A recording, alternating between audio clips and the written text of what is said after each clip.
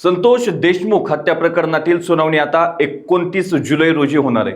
आजच्या सुनावणीत 3 वेगवेगळ्या गुन्ह्यांची एकत्रित चार्जशीट म्हणजे निशाणी क्रमांक 211, 212, 213 करण्याबाबत महत्त्वाची चर्चा झाली। ज्या आरोपींच्या वकिलांनी एकत्रित चार्जशीट विरोधात अर्ज केलाय त्यांनी कोर्टाला सांगितलं की याच मुद्द्यावर आज उच्च न्यायालयात सुनावणी सुरू आहे, त्यामुळे उच्च न्यायालयाच्या निर्णयापर्यंत पुढील तारीख देण्यात यावी अशी विनंती त्यांनी केली।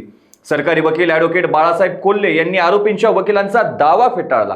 हायकोर्टातील सुनावणीचा आणि येथील जिल्हा न्यायालयातील कामकाजाचा थेट संबंध नसल्याचं त्यांनी स्पष्ट केलं। दरम्यान निशाणी 196 वरील अर्जानुसार आरोपींच्या वकिलांना प्रकरणाशी संबंधित पेनड्राईव्ह देण्यात आले आहेत। दोन्ही बाजूंचा युक्तिवाद ऐकल्यानंतर न्यायालयानं या प्रकरणाची पुढील सुनावणी आता 29 जुलै रोजी निश्चित केली आहे। आजच्या सुनावणीमध्ये निशाणी क्रमांक 211, 212 आणि 13 एकत्रित चार्जशीट तिन्ही गुन्ह्याचं करता येते किंवा नाही या मुद्द्यावर सुनावणी आज अपेक्षित होती, परंतु तो अर्ज ज्या वकिलांनी दिलेला आहे, आरोपीच्या वकिलांनी, त्यांनी सांगितलं की याच मुद्द्यावर आज उच्च न्यायालयात सुनावणी आहे, त्यामुळं आम्हाला तारीख पाहिजे।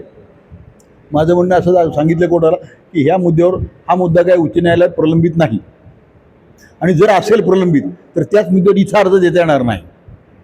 तरी परंतु कोर्टाने 29 तारीख न्यायालयाने दिलेली आहे। 211 निशाणी क्रमांक 211, 212 आणि 213 या 3 अर्जावर सुनावणीसाठी, तसेच निशाणी क्रमांक 196 वर आम्ही त्यांनी आरोपीने मागितल्याप्रमाणे आम्ही त्यांना पेनड्राईव्ह दिलेला आहे।